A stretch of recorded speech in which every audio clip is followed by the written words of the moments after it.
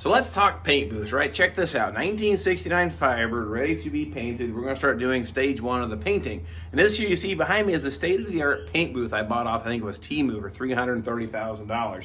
Unfortunately, it comes with a house and other stuff, but if you don't want the house, I understand that, but it actually has a heater in the corner to cook it when it's done, ventilation system and everything, right? No, it's a two-car garage, is what it is. So we're gonna make it happen in here. Like I said, we're gonna break this up into steps. We're gonna paint the cowling area, the door jambs, and the inside of the doors as stage one. As you can tell, the rest of the car is either not on there or covered up with masking tape or plastic.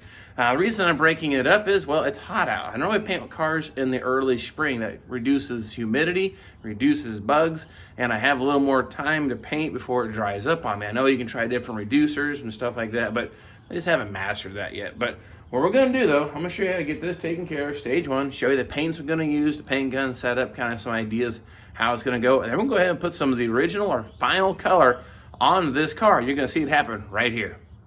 Now first off, as you can tell, the car is all masked off and everything. What we're gonna do, to get you a little closer to an idea, anything over here, we're gonna paint the cowling, the door jamb. This is similar to how the car would have been configured when it was painted from the factory, when the car was new. That would have been good. All the paint inside here. We're gonna paint the hinges, come down here, paint all the way down to the rocker panel, paint the rocker panel all the way to the pinch weld.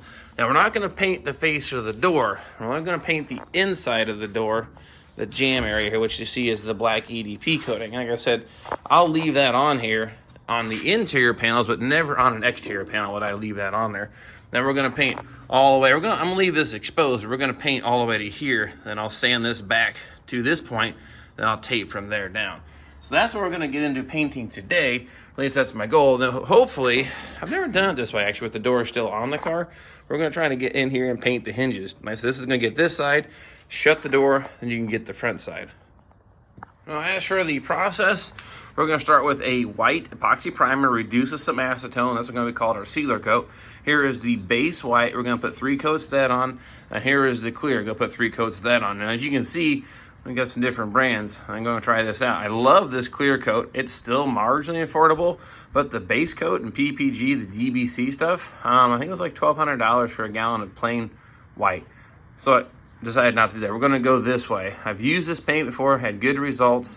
So hopefully this isn't an epic fail, but we're gonna find out.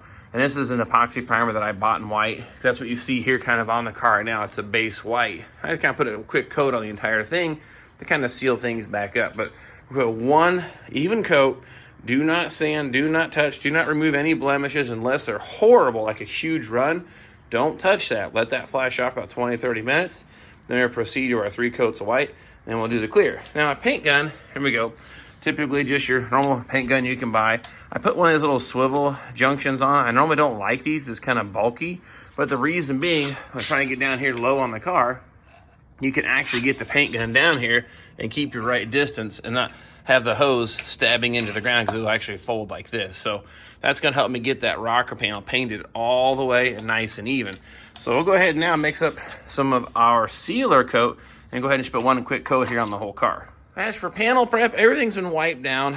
Used my microfiber cloths, rubbing alcohol, 1 pass of rubbing alcohol, another pass of the clean towel, blew it off with the compressed air, swept the floors. You will see no water here on the floor. Again, trying to combat humidity here in Indiana. Humidity is not good for your paint equipment or your finish. It can cause it to haze and have problems. So my idea of dust control, getting the car way up off the floor to help keep from the air blowing on and stirring it up. And just do a good job sweeping it, and I blew all the dust out best I could prior to starting. And again, everything else, tape it off. Keep plastic in so the air can't blow in all these little crevices and stir the dust up. We're only going to expose moving air to the areas we're painting, I hope, and help to reduce the dust. And then again, we're still in the garage. It's still going to have some problems. You're still going to see some blemishes. Just no way around it unless you've got a paint booth. And if you do, use it. Go for it. I don't. This is how we're going to make this thing happen.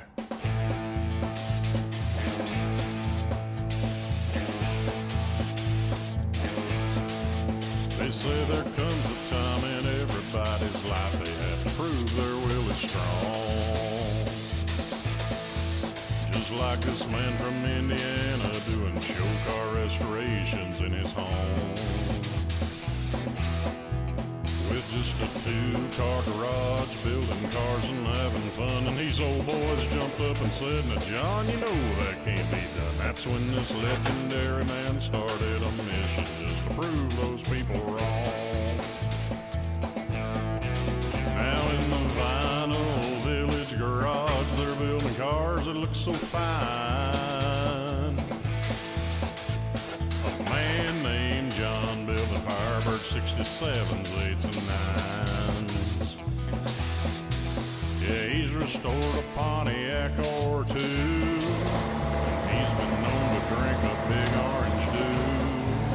Just a working man trying to save the world, one Firebird at a time.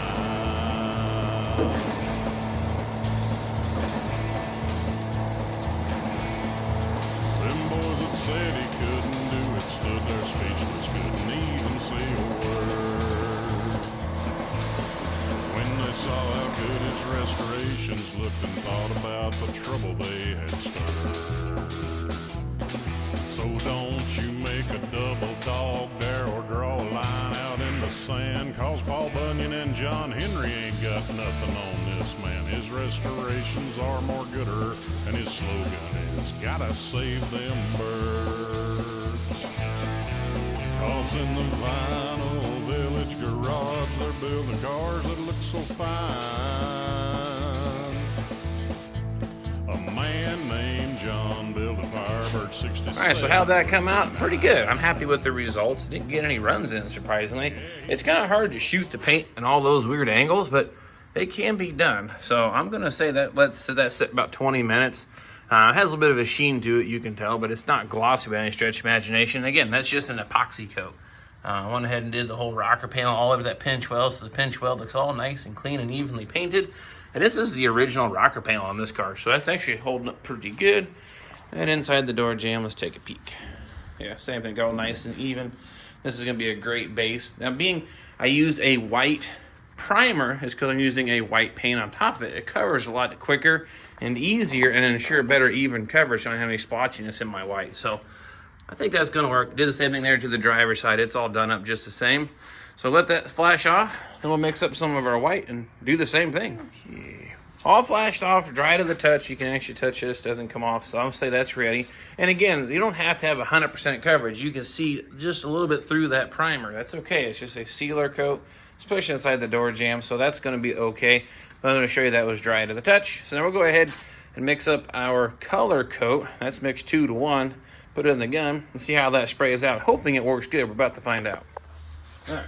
Going to do the same thing. We'll start here in the door jamb with our color coat. You're going to see this white go from bright white to kind of an eggshell off-white, because it's going to be a pretty good contrast, I think, here on the camera.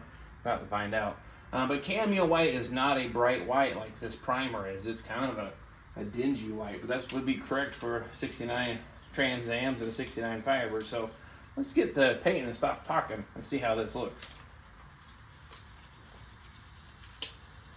And of course now you can't hear a word I'm saying, so lucky you. Oh.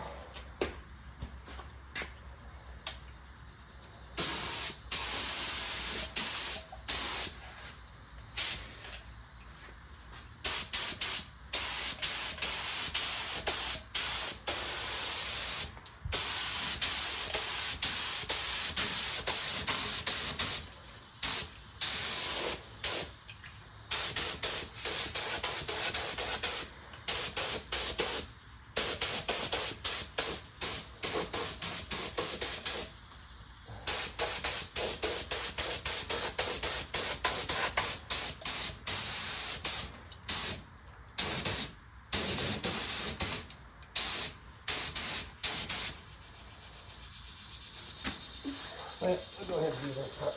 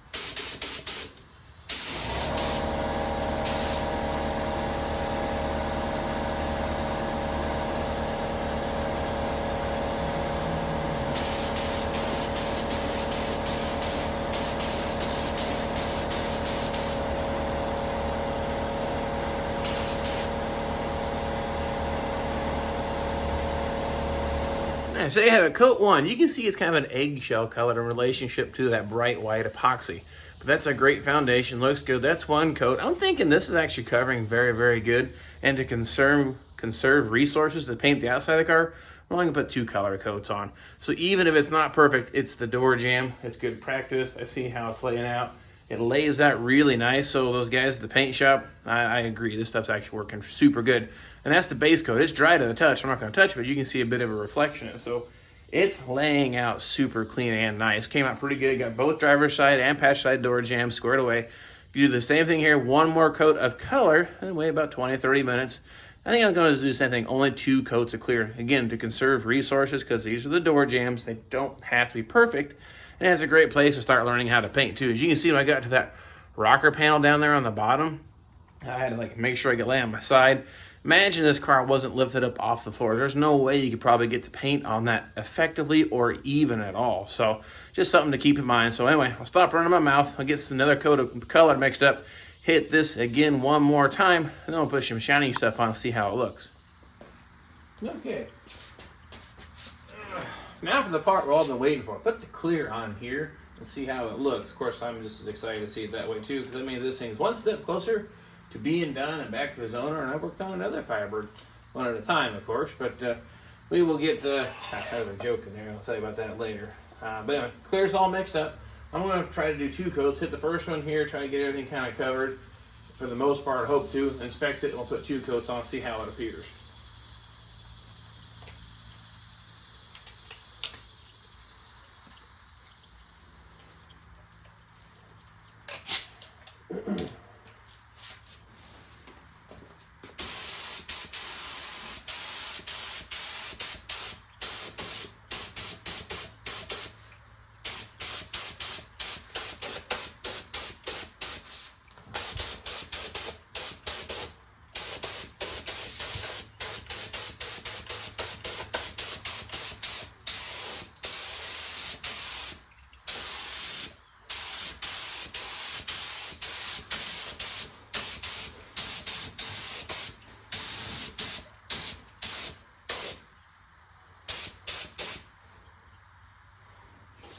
Wow.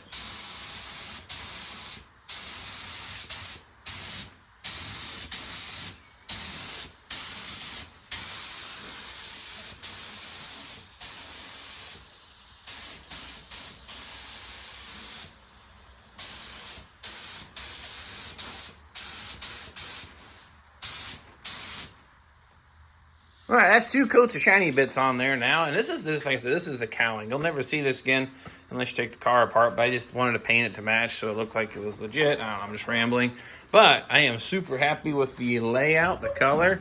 I love that PPG clear. I didn't really show it in the camera, but it lays out really smooth and slick. This is just 2 coats. I'm super happy with the results, so I think that's going to work out great.